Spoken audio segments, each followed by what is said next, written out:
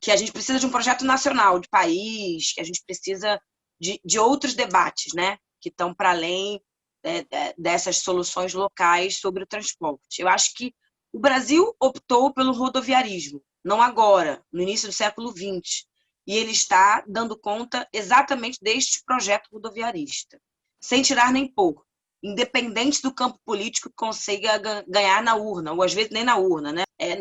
Não existiu ao longo do século XX nenhuma grande iniciativa que negasse o rodoviarismo. Nesse contexto da pandemia, e nesse contexto do ultraliberalismo, né, onde a individualidade e o incremento de renda pelo consumo fez com que o carro, e aí, numa tacada de mestre, né, do capitalismo rodoviarista, ressurgisse como alternativa e como solução. O carro barateou até o ponto que virou um item de consumo. Eu consigo ter um carro hoje a R$10.000, financiar no ano em parcelas suaves de 1.000, enfim, o carro é acessível para a ampla maioria da classe média, né, da classe média baixa trabalhadora, mas é a dificuldade que a gente tem de não ter uma política mais estruturada que sirva de modelo de Estado e não modelo de governo. Transporte não é modelo de governo, é modelo de Estado. Não dá para chegar, o Eduardo gostou do BRT, ele fez o BRT. O Lula gostava dos portos, ele fez os portos. A Dilma gostava das rodoviárias, ela fez as rodoviárias. É um voluntarismo a pauta do transporte no Brasil, e todas elas construídas num único foco: perpetuar o carro, a individualidade do transporte e a precarização da locomoção do trabalhador, que eu acho que é uma dimensão importante. Da gente pensar que o metrô não virou um grande transporte hoje, e o trem não conseguiu virar um grande transporte hoje, no Brasil, porque eles transportam basicamente a massa pobre trabalhadora. O transporte público é uma solução para todas as classes sociais.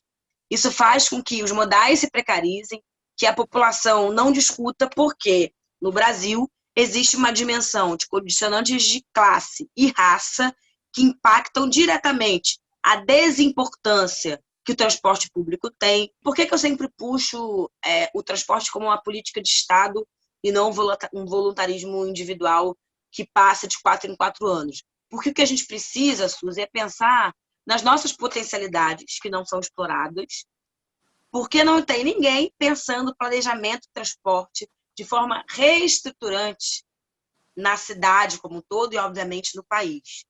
Acho que um outro debate importante que tem que fazer também, obrigatoriamente, é como é que a gente pega a chave dos nossos investimentos. Suzy, eu quero ter mais tempo para viver a minha aposentadoria, para cuidar das minhas filhas, para conseguir ter meu tempo de lazer.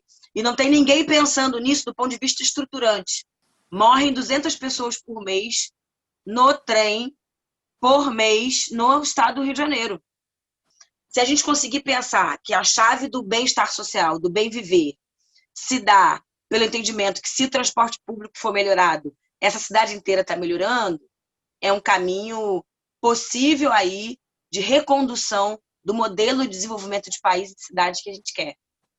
Tenho falado muito disso, entendo que isso é central, entendo mais. A gente focou o século XX nas locomoções pendulares, porque, na verdade, a periferia é cidade ou bairro dormitório, e o centro e a zona sul são as áreas de potenciais de acesso a equipamentos culturais, a comércio e serviço, a lazer e a renda.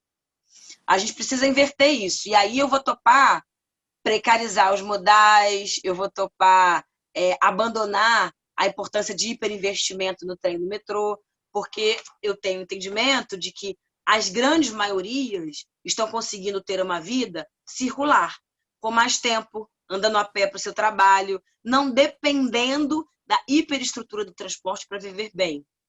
As pessoas estão conseguindo mudar a chave da indústria 4.0, Suzy, no mundo. A Covid-19 estabeleceu uma nova relação com os trabalhos. O teletrabalho é uma realidade no mundo. As pessoas, de fato, não estão precisando sair de casa. Então, nesse sentido, se a gente não entender que transporte, moradia, periferia e desenvolvimento econômico precisam estar pautados por uma agenda de bem-estar social que só existe se você faz pactos de civilidade, civilizatórios muito fortes.